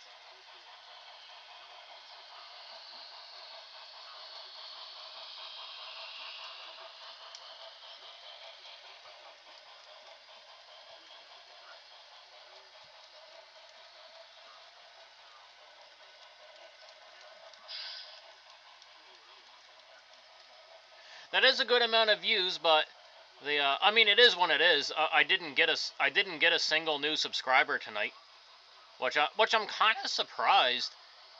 Usually I get a new subscriber every live stream, but I mean, it is what it is. That's all about having fun, which we do.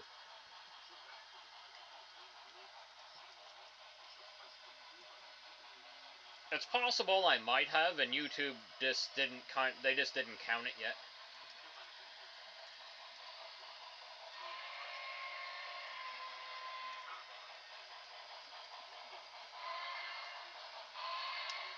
The goose just randomly blew his horn. He doesn't do that too often.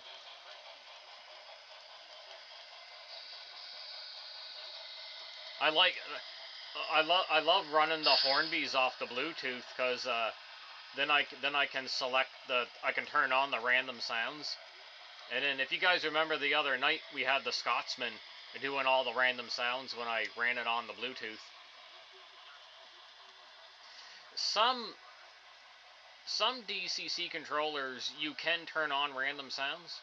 It's usually in the higher functions. I think the Goose has that option. I just don't remember what function it is. I know you can turn on radio chatter.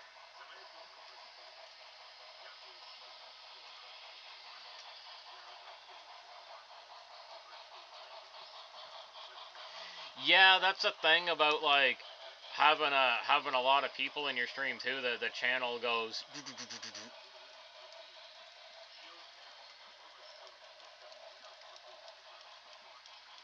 Really hard to keep up with this. I remember there's been live streams he had, and there's been like well over 200 people, and like watching the stream. I'm just like, wow, that's intense. And then look how many SMT mainline gets. His chat just be going all kinds of intense.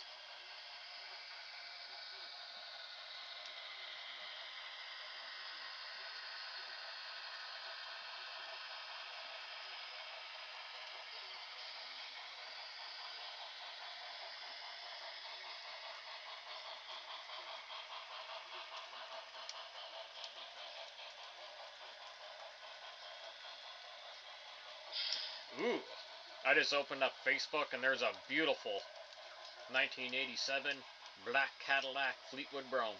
It's triple black. The body's black, the Brougham is black, the interior is black. Oh, what a beauty. Man, if I won the lottery right now, I'd have like a collection of old Cadillacs. I wouldn't be able to help myself. I'd be buying myself a place to go for the winter time. Likely in Arizona. Somewhere warm in the southern states. I get a house with a nice big garage, stuffed with old Cadillacs. I'll have a Cadillac for every day of the week. I know that sounds crazy, but it'd be pretty epic. Oh man, I'd love to drive a 1978. Oh, 76 Eldorado ragtop. Oh.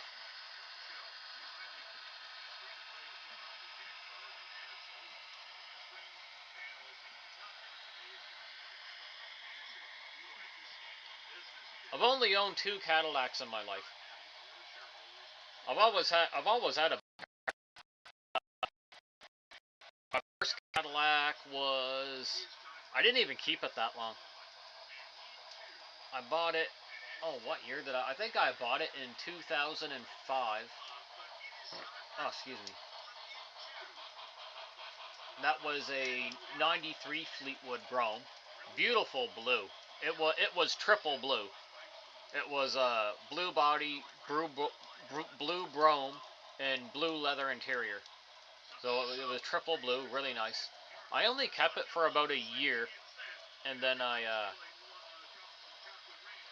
sold it before I took my road trip out to Calgary, and I did that in my 1992 Caprice Classic.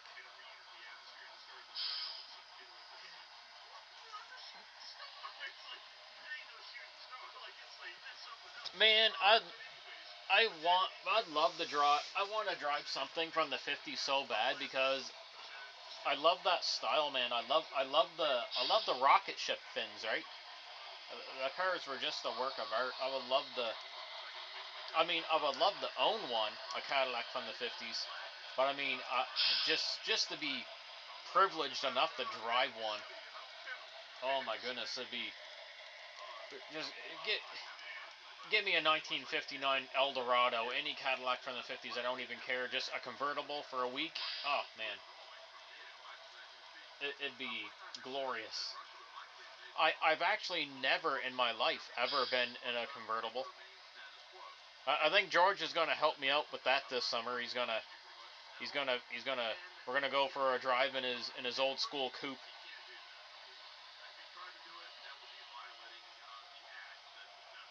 And I mean old school. It 1920s old school. 1929, right? Right, George? You said it was a 1929 Mercedes? I'm sorry if my brain is farting. I should remember this.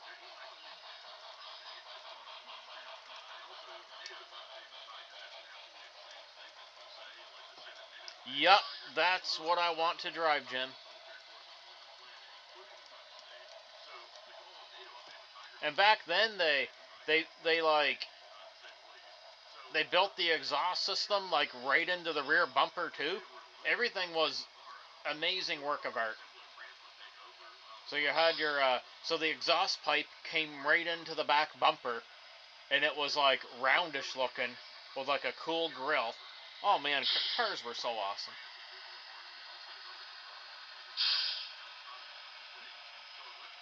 Yes, I got it right. 1929 Mercedes. Mercedes coupe.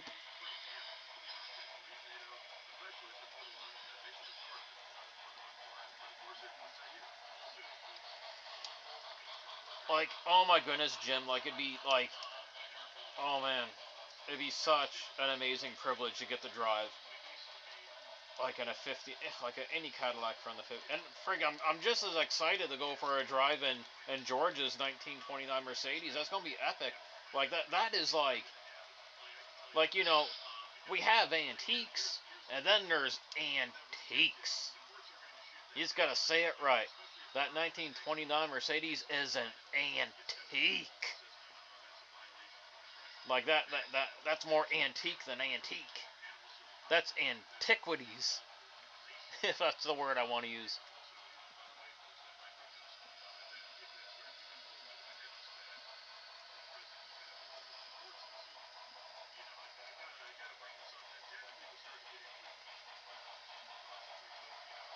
what year was the Ghostbuster hearse there, Jim? That was a '59, wasn't it? Oh, was it a '59 wagon? I should remember this too, but I don't.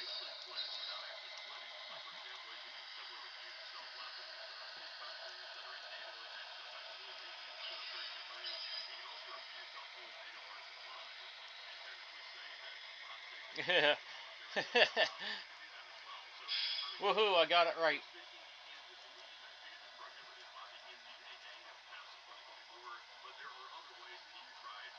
But with all that said about old cars, I'm very happy with my '94 Fleetwood Brougham, and the big reason why, as much as I would love something from the '50s, the '94 Fleetwood Brougham, it's it's 100% my nostalgia. It's what I grew up with, right? So, and in my brain, I'm still like WTF that car has antique status now.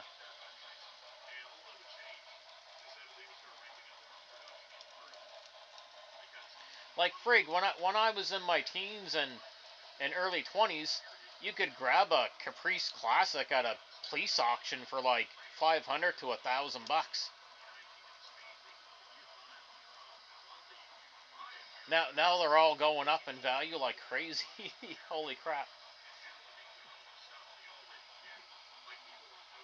All the land yachts, they're just like the the nostalgia is kicking in and the value's going up and people will pay the money for it. And I get it. I get it.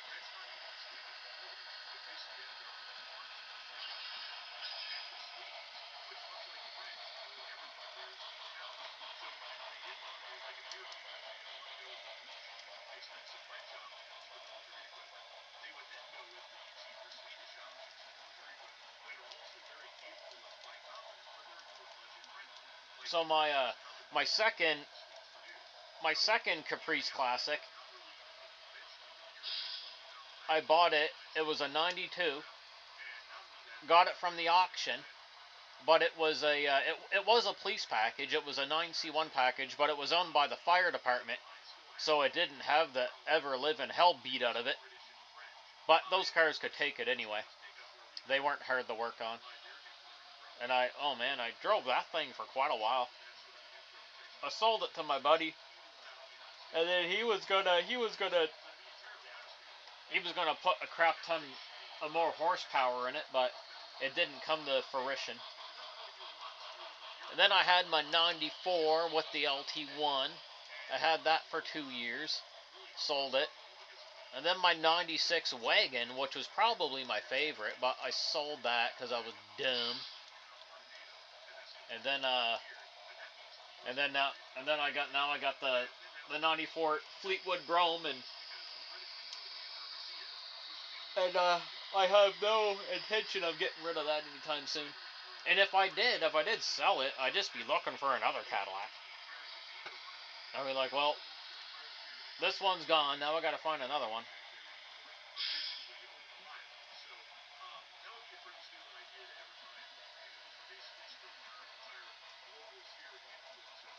But like I say, if things were like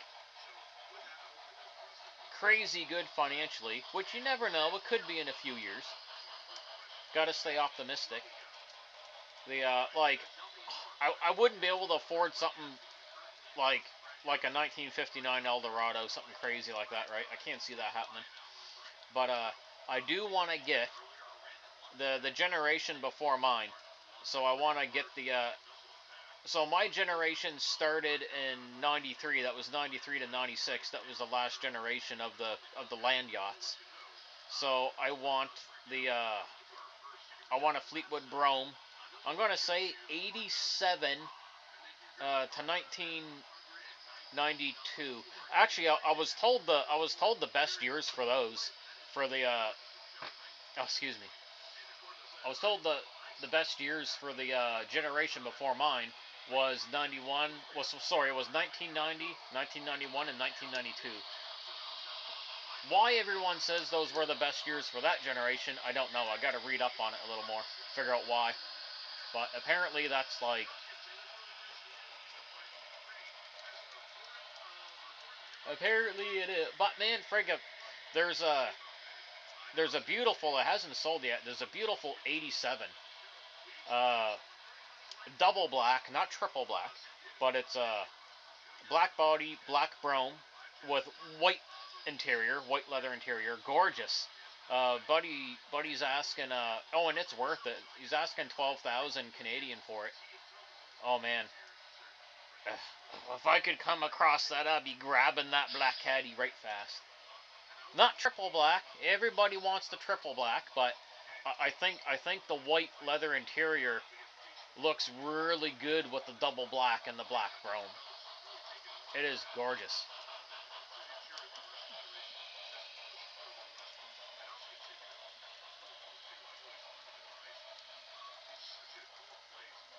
A 73 Capri. Oh man, that'd be a beast. 73 Caprice would be a beast. There is a oh goodness. There was a beautiful green Caprice from the 70s that was for sale in New Brunswick, one province over. But I'm trying to remember what year it was. I think it was a 74. It might have been. Oh hell no, no, no. I think it might have been a 72. But it was a beautiful green.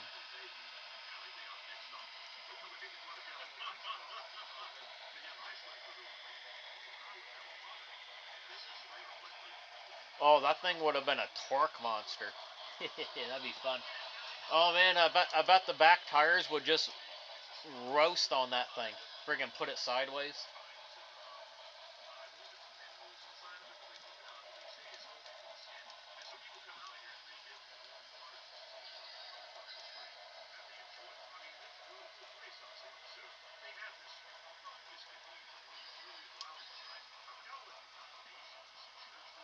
Oh, I bet it did, Jim. Holy crap. The 454 was a torque monster.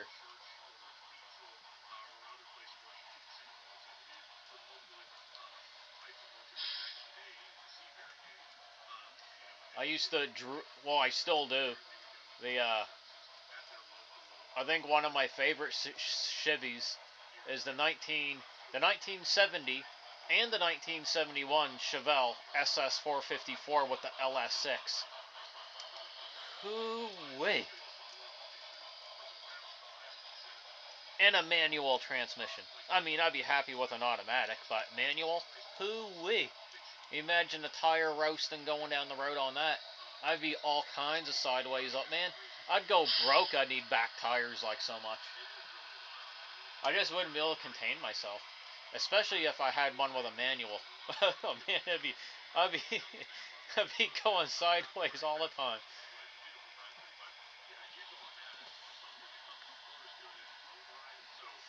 The factory horsepower rating on the 454 LS6, and you know they fudged up the numbers back then, but that was rated at 450 horsepower. Hoo-wee. It probably did more than that though.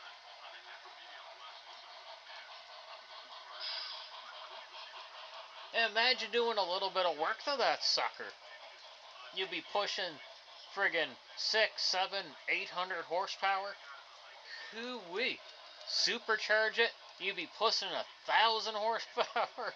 It'd be crazy. But then you gotta do the work to get the power down in the rear end.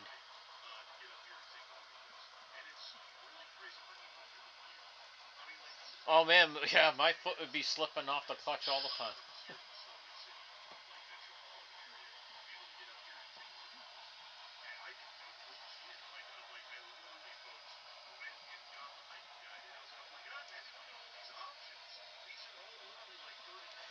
But as fun as the manual is, like I'm trying to from what my father told me, he said most of the muscle cars were actually automatic. That's what he said anyway. Um, you guys can probably tune on this a bit. Like, friggin', did you have to what was a manual transmission? Let's say in a '70s Chevelle, was that like something you had to order? Like they didn't always have a manual on the lot, so you know back in 1970, you went in the dealership, you had to like specifically ask for a manual transmission.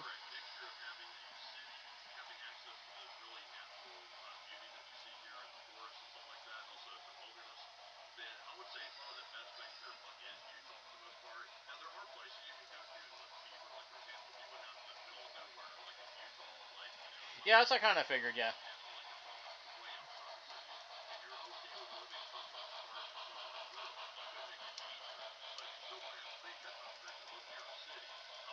Man, that's a lot of torque, man. If you think about it, like even 60 kilometers an hour, get your arse in the brake free. That's a lot of torque.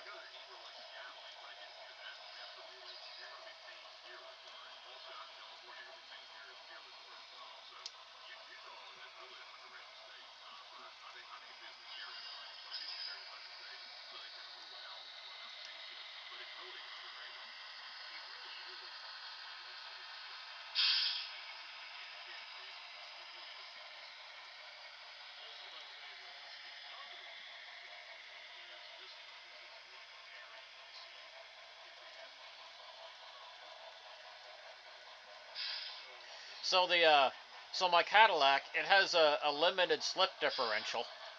It's geared for the highway, so I don't have what we like to call the magic sauce.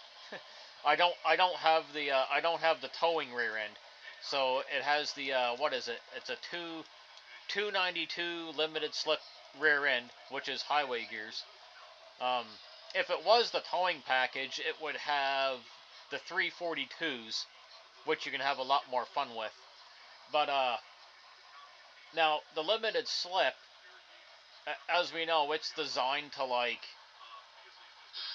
so basically like under normal driving, the limited slip is basically one wheel drive. But when you crank on it, like when you go wide open throttle, it's supposed to lock the differential. That's how they're supposed to work. And also, when you go around, when you go around a corner, like the axle has to be free, like you know, one tire's spinning faster than the other. If you, I was told like anyone that welded their differentials together back in the day, it wasn't so great around corners. You basically had a drag car. But I mean,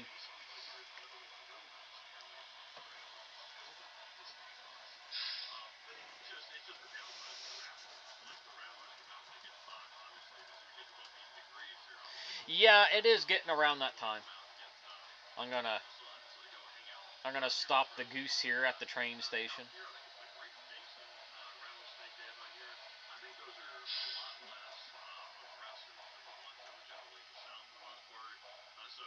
Oh, move up a little more. There we go. That's a good spot.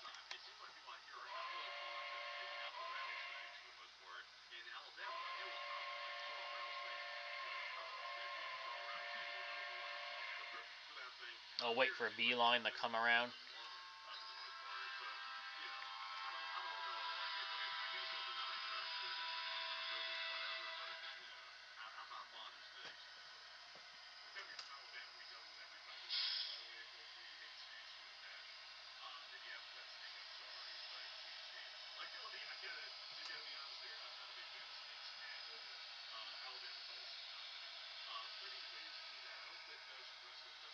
Yeah, 200's definitely getting up there.